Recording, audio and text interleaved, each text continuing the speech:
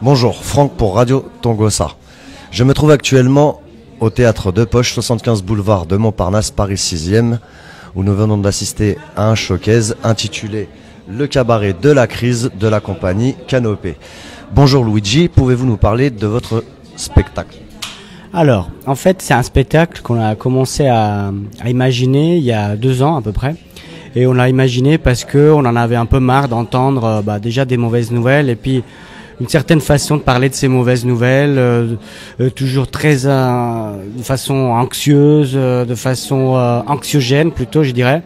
Et du coup, on a voulu à un moment donné prendre un peu de distance avec tout ça, du recul, crise économique, austérité, flexibilité, toutes ces choses qu'on entend à longueur de journée. On s'est dit bon, il faut faire quelque chose. On peut pas laisser passer avec tout ça. Et puis on avait une certaine colère, donc on s'est dit plutôt de s'énerver tout seul chez nous et râler comme ça. On a dit il faut en faire quelque chose. La situation est tellement absurde qu'il faut en faire un spectacle.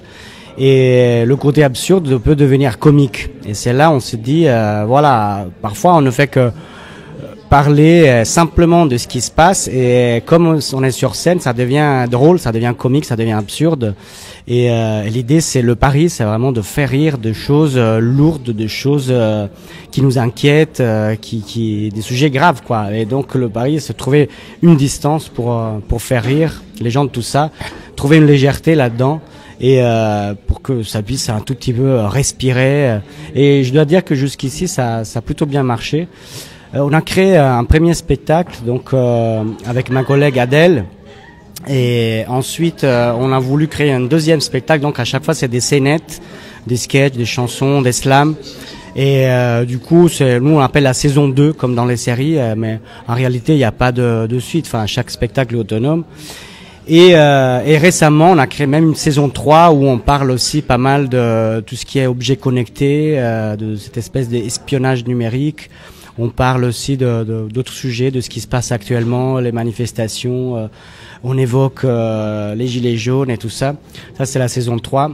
Donc, on essaye d'avoir un peu un portrait de ce qui se passe dans notre société et d'informer autrement, mais de faire rire, de soulager les gens d'une certaine manière. Et donc là, ce qu'on a présenté aujourd'hui au Théâtre de Poche, c'est ce qu'on appelle un showcase. C'est-à-dire, c'est une version, pour nous, c'est une sorte de best-of des sketchs qu'on a travaillé jusqu'ici, dans l'objectif, après, de partir au Festival d'Avignon.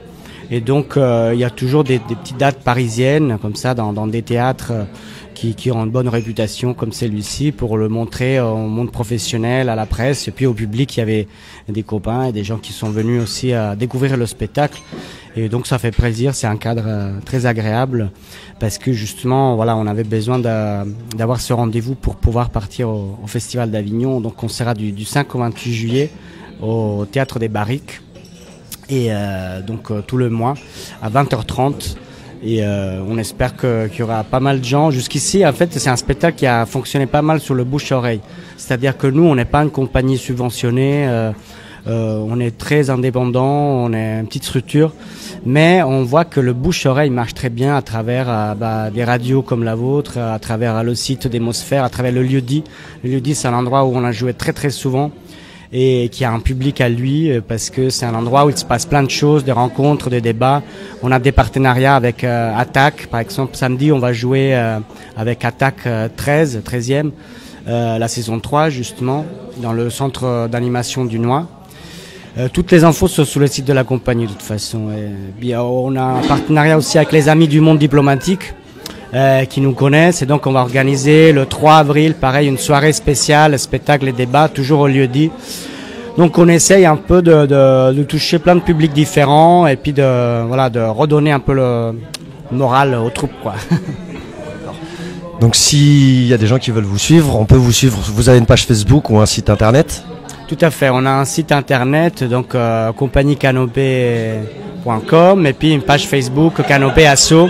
Et là, on trouve toutes les infos, on met à jour évidemment, on a une mailing list aussi. Ils peuvent nous écrire, nous envoyer un mail, canopée.asso@gmail.com.